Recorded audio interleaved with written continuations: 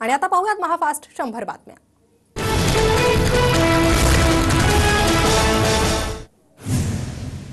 गाडीचा number FIR मध्ये का नाही, अंधारेंचा पोलिसांना सवाल तर तक्रारदाराला गाडीचा नंबर माहित नव्हता, पोलिसांचं उत्तर। नागपुरातील अपघात प्रकरणानंतर सुषमा अंधारे नागपुरात।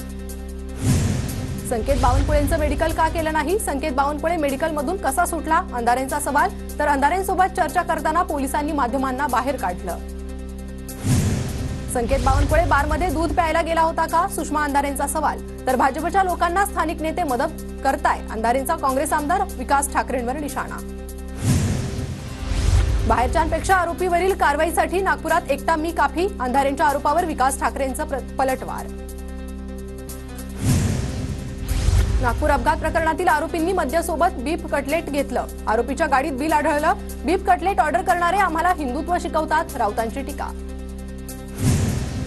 टाइम्स नाऊ नवभारत मॅट्रिकचा ओपिनियन पोलनुसार भाजपच नंबर 1 पक्ष, पण जागा घटणार, महायुतीला 137 ते 152 जागा मिळण्याचा अंदाज तर महाविकास आघाडीला 129 ते 144 जागा मिळण्याचा अंदाज।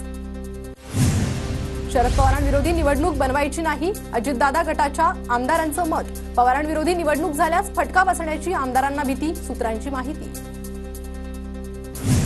अनुभवाच्या आधारावर मुख्यमंत्री पदावर अजित पवारांचा हक्क, एकनाथ शिंदेंपेक्षा अजित पवार वरिष्ठ तर अजित पवारांनी शिंदेंपेक्षा मोठी बेईमानी केली आहे, संजय राऊतांची प्रतिक्रिया।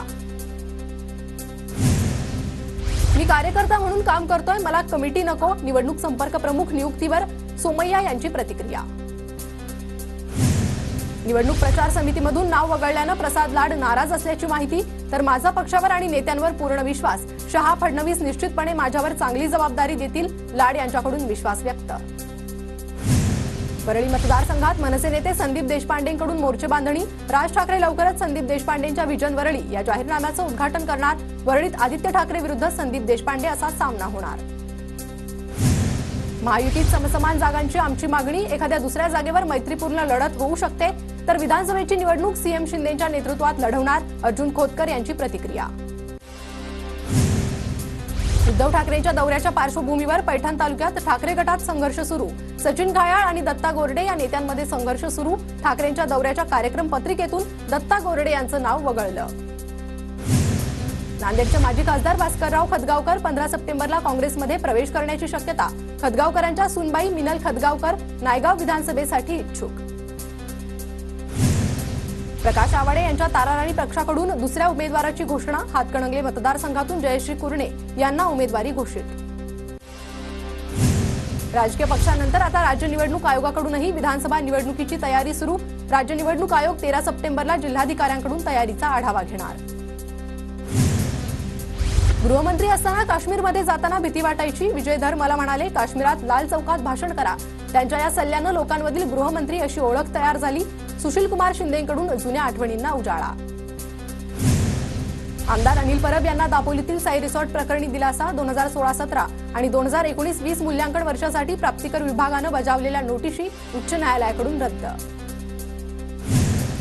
बार्शीचे आमदार राजेंद्र राऊत यांचं उद्यापासून बेमुदत ठिय्या आंदोलन, मराठा आरक्षणाबाबत राज्य सरकारनं विशेष अधिवेशन बोलवावं या मागणीसाठी आंदोलन। मनोज जरांगे 16 सप्टेंबरपासून पुन्हा उपोषण करणार, मराठ्यांना ओबीसीतून आरक्षण देण्याची मागणी लावून धरणार। सोलापूरच्या माढ्यातील अकोले बुद्रुक गावातील आमदार बबनराव शिंदेंच्या कार्यकर्त्यांचा अभिजित पाटील गटात प्रवेश, निवडणुकीच्या तोंडावर अभिजित पाटलांचा माढ्यावर लक्ष केंद्रित। शरद पवारांचे निकटवर्तीय श्रीराम शेटे छगन भुजबळांच्या भेटीला, नाशकातील भुजबळ फार्मवर भेट घेतली, भेटीचं कारण अद्याप अस्पष्ट। मिहिर शहाने दाखल केलेला डिफॉल्ट जामीन अर्ज मुंबईच्या सत्र न्यायालयानं फेटाळला, पोलिसांनी अनिवार्य 60 दिवसांच्या कालावधीत आरोपपत्र सादर न केल्यानं जामीन देण्याची शहाच्या बचाव पक्षाचा युक्तिवाद होता। बदलापूरच्या शाळा चालकांचा अटकपूर्व जामीन अर्ज फेटाळला, संस्था चालकांच्या अडचणीत वाढ।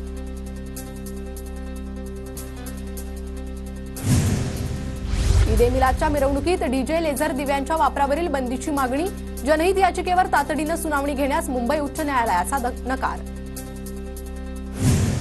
अवैध वाहतूक करणाऱ्या 24 खासगी बसेसवर कारवाई, कोकणात बस चालकांना 2,40,000चा दंड वसूल, मुंबईतील विविध ठिकाणी भरारी पथकांची कारवाई।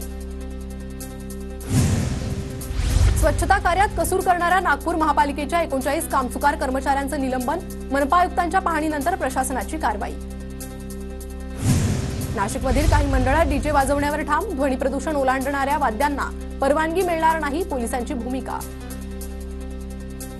धरणाच्या 18 दरवाजातून 9432 तर उजव्या कालव्यातून 600 क्युसेक पाण्याचा विसर्ग सुरू. नाथसागर जलाशयाची पाणी पातळी सध्या 98.57%.